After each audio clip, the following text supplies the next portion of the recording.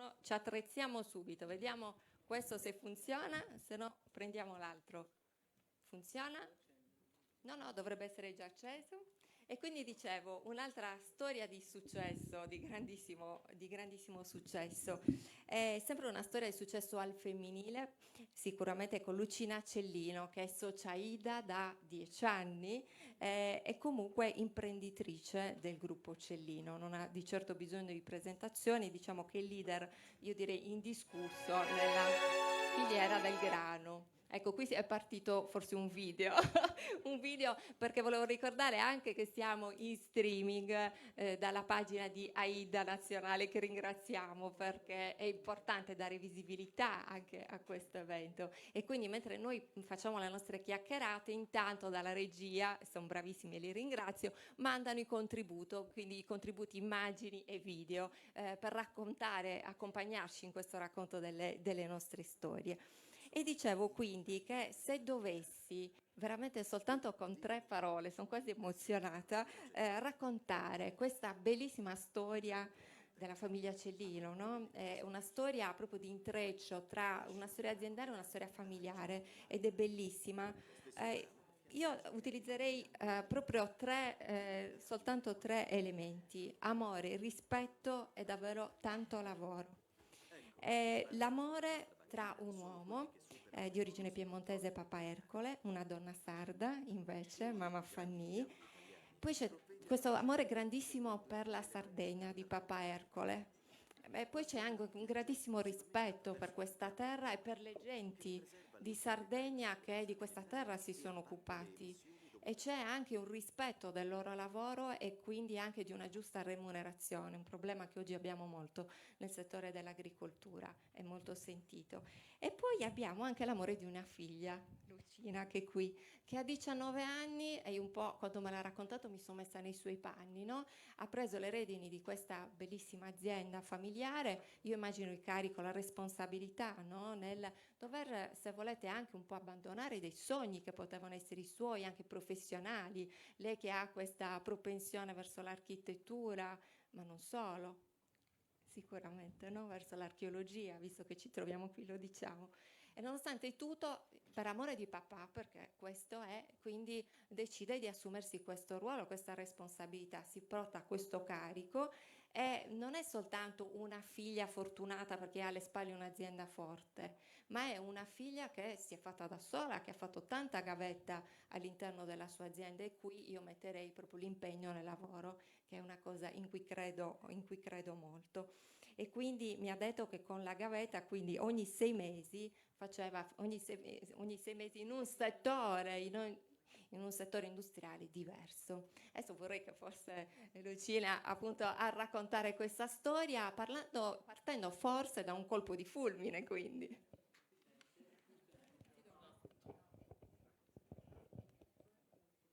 Sì, in realtà nasce tutto da una bellissima storia d'amore. Tra questo giovane piemontese e questa ragazza sarda si incontrano in Piemonte, a Mondovì per l'esattezza, dove mio papà abitava e mia madre era lì in vacanza. E durante una festa di Ferragosto si sono incrociati i loro sguardi, questo bellissimo sguardo di occhi, come li chiamava mia mamma, color fiordaliso, con questi occhi neri di una donna sarda dal carattere tenace. E papà, appena ha visto mamma, Ercole, ha subito visto una differenza rispetto alle donne che era abituato a frequentare in Piemonte, perché mia mamma era schiva, restia, era una donna chiusa e diffidente. Nello stesso tempo aveva uno sguardo dolce, allegro e pieno. E mio papà è rimasto incantato da questa donna così diversa da quelle che era solito frequentare. Un po' più sfrontate. Sì, e mia mamma si è innamorata di questi occhi color fiordaliso e quindi è scoppiato il colpo di fulmine. Dopo un anno si sono sposati e così mia mamma l'ha trascinato in questa bellissima terra. Questa bellissima terra di cui Ercole si è innamorato immediatamente e ne ha percepito da imprenditore piemontese le potenzialità. La famiglia di mia madre lavorava nel settore proprio di commercializzazione di cereali e farine ed è così che Ercole ha cominciato il suo percorso in questo settore. Ha iniziato proprio a seguire il discorso della raccolta del grano duro, che in Sardegna si coltiva in abbondanza e in passato ancora di più, seguendo proprio gli agricoltori in questa attività, agricoltori che all'epoca portavano il grano nelle aziende della famiglia di mia mamma ancora con i carri e con i buoi. Per cui mio padre ha visto questa situazione e ha capito che c'era tanto da fare in questa terra, era una terra ricca di potenzialità e lui se n'è innamorato, come si è innamorato della popolazione di questa terra generosa, piena di valori e di principi che erano molto diversi da quelli a cui lui era abituato, senza nulla togliere a quelli piemontesi, per cui niente.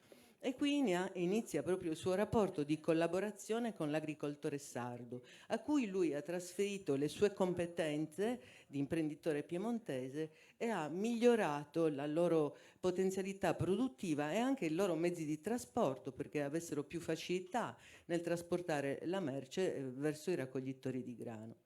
E contemporaneamente si occupavano proprio di commercializzazione anche di farine destinate alla produzione di pane, per cui alla panificazione. E quindi venivano la maggior parte di questi prodotti importati proprio dal nord Italia, per cui le farine venivano acquistate in particolare dal Piemonte. Io ricordo ancora il molino Chiavazza e il molino Fumero, che erano dei forti molini piemontesi.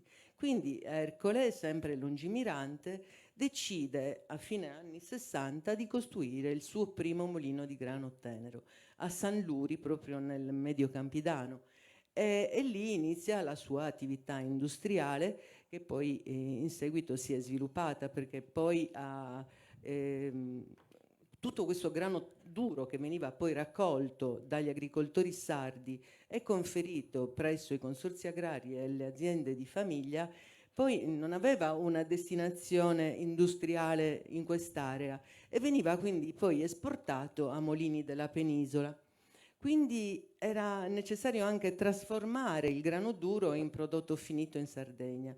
Acquisisce quindi un'altra attività, questo quindi lo dico continuamente, scusate, no, niente. Un altro molino a Cagliari che all'epoca era un grosso molino storico che all'epoca era gestito da cooperative perché era stato dismesso. E, quindi acquisisce questo molino e inizia l'avventura anche nel mondo del grano duro. Questo molino aveva una capacità produttiva elevata e trasformava grano tenero in farina destinata alla panificazione per il mercato locale e grano duro semole di grano duro destinate alla produzione di pasta e di altri derivati dalla semola, tipo couscous o altro. Che fine far fare a questo prodotto semola che veniva trasformato, cioè il grano duro che veniva trasformato in semola? Quindi nasce l'esigenza di trovare dei mercati in cui venisse acquisita la semola e si apre il mercato verso il Nord Africa, per cui le semole che noi trasformavamo venivano cioè vendute nel Nord Africa, esportate nel Nord Africa per la produzione di couscous. E successivamente che cosa avviene? Non si sente più, vero? Dunque, essendo comunque eccessivi i costi di trasporto e dovendo trasferire tutti i prodotti, le materie prime, i prodotti finiti attraverso gomma e poi attraverso navi per cui venivano imbarcati per l'esportazione e sbarcati per la produzione, Ercole Cellino decide di acquisire un'area nel porto industriale di Oristano, in maniera tale da avere la possibilità di sbarcare direttamente in stabilimento le sue merci, materie prime che importava e le sue merci che esportava. E così nasce l'ultima creatura di Ercole Cellino, la SIMEC SpA, ubicata a Boca di Porto sul porto industriale di Oristano, in maniera tale da razionalizzare i costi di trasporto, ridurli e poter esportare e importare in maniera razionale, molto più economica. Però a fine degli anni 90 cessa purtroppo questo mercato africano, quindi Sì. di nuovo bisogna tornare a ringegnarsi, come dire. Sì, purtroppo però Ercole nel 94 va via e noi rimaniamo praticamente io e i miei fratelli in attività senza più avere la sua guida e questo in ogni caso perdiamo comunque il nostro punto di riferimento, anche se già avevamo tutti un inserimento in azienda, già tutti operavamo in autonomia. Però comunque la dipartita di papà è stata un grosso trauma per tutti noi che eravamo così legati a lui e abbiamo comunque dedicato tutta la nostra vita di giovani ad accontentare le sue aspettative, perché poi alla fine tutti da giovanissimi abbiamo cominciato a lavorare con lui proprio per amore di papà e per non deluderlo nelle sue aspettative. Come spesso accade, Come no? spesso accade. Anche noi figlie spesso. Sì, infatti e poi è quello che è stata la mia vita. Quindi che cosa succede? Come dicevi tu, a fine anni 90 cessa l'esportazione verso i paesi del Nord Africa e quindi nasce la necessità di trovare un'ubicazione per queste semole destinate alla pastificazione o al couscous che noi producevamo. Allora un bel giorno io e mio fratello Alberto decidiamo di costruire un pastificio proprio a 200 metri dal mulino, proprio sul porto industriale di Oristano, e ci imbarchiamo in questa avventura del mondo della pasta. Un mondo saturo di competitor molto competitivi, quindi noi nonostante tutto entriamo in un mercato difficilissimo perché quanti marchi di pasta conoscete? Quindi dopo 1 o 2 anni di attività in cui avevamo una capacità produttiva di 100.000 quintali l'anno, ci troviamo in difficoltà perché obiettivamente ci scontriamo con un mercato difficile.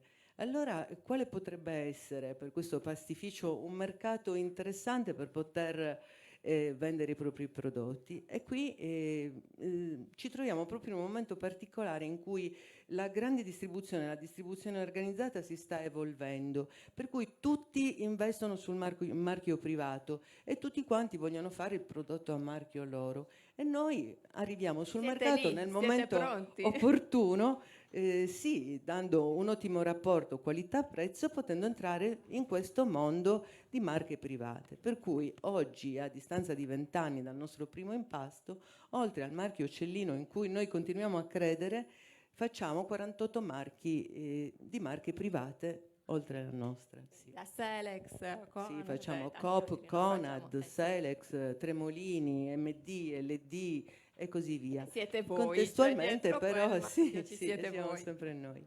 Contemporaneamente si è per fortuna aperto anche il mercato estero nel quale noi operiamo in maniera sempre maggiore, facciamo tutte le fiere internazionali nelle quali possiamo aprire nuovi mercati, lavoriamo molto bene col sud-est asiatico e gli Stati Uniti e così. Quindi 1 milione di quintali, quindi è stata Oggi sì, produciamo 1 decuplicata la milione, produzione in decuplicata 20 in 20 anni, anni. vero? Sì. È tantissimo. Oggi produciamo 1 milione di quintali di pasta all'anno, una cosa simpatica da dire è che la Sardegna consuma all'anno 400.000 quintali di pasta e noi con la nostra produzione potremmo soddisfare quasi il triplo di quello che viene consumato in Sardegna. Bellissimo, Sì, questo sì. cioè, interessante. Sì.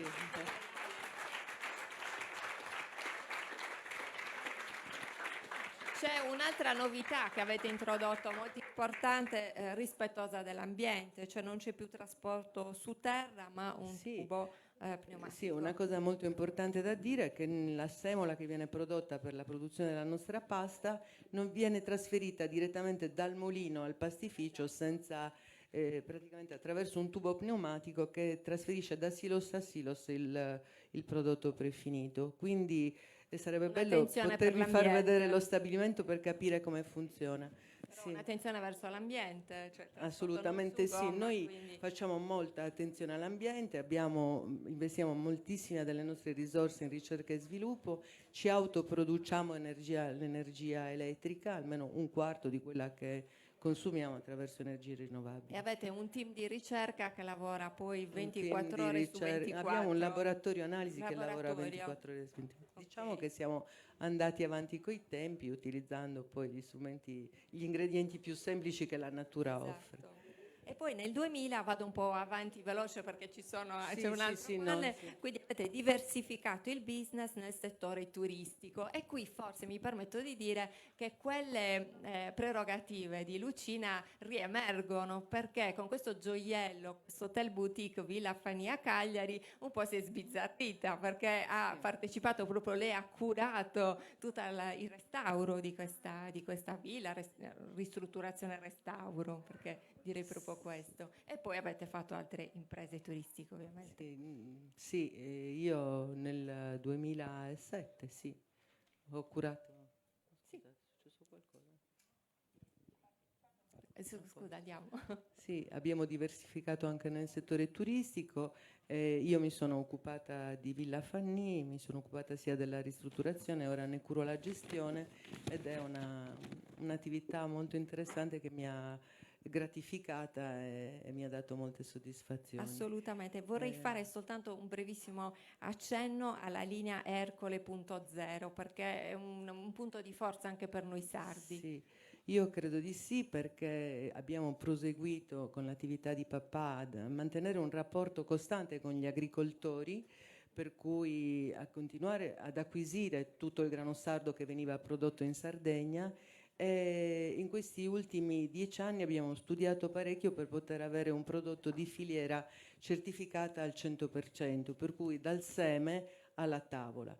Per cui al momento attuale sono ormai 2 anni che produciamo insieme agli agricoltori sardi, che ormai sono 600 che fanno parte di questa filiera produttiva, il grano Ercole.0, di cui curiamo la selezione del seme e poi lo trasferiamo agli agricoltori, i quali coltivano il grano, ce lo rivendono e noi gli garantiamo un prezzo minimo di acquisto che poi aumenta in base alle caratteristiche qualitative del grano con delle premialità. Per cui gli agricoltori che fanno parte di questa filiera sono assolutamente certi di avere quel tot a quintale di grano che loro produrranno e anzi di ricavare di più nel momento in cui la qualità del grano migliora. Questo è molto importante, Sì, ovviamente. Perché... questo grano poi viene trasformato in pasta e quindi sempre pasta di filiera Ercole.0, sarda al 100%. Questo progetto viene messo in atto soprattutto per incentivare l'agricoltura in Sardegna, perché le poche risorse che abbiamo sono agricoltura e turismo e quindi l'agricoltura va incentivata. Quindi all'inizio del progetto c'erano 380 agricoltori che ne facevano parte, ora sono 600, speriamo che tra un anno siano almeno 800.000, in maniera tale che il 1.000.000 di quintali di grano duro che io vedevo raccogliere da bambina ritornino ad essere anche oltre il 1.000.000 di quintali. E ce l'auguriamo tantissimo anche per l'indotto che poi genera in Sardegna. Grazie Lucina Cellino.